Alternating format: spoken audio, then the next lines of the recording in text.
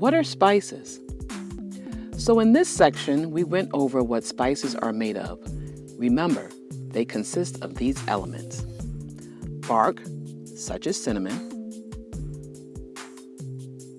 root, such as turmeric; fruit, which is peppers;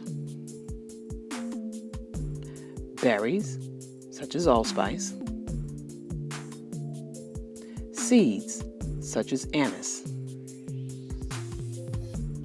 and flowers, such as saffron.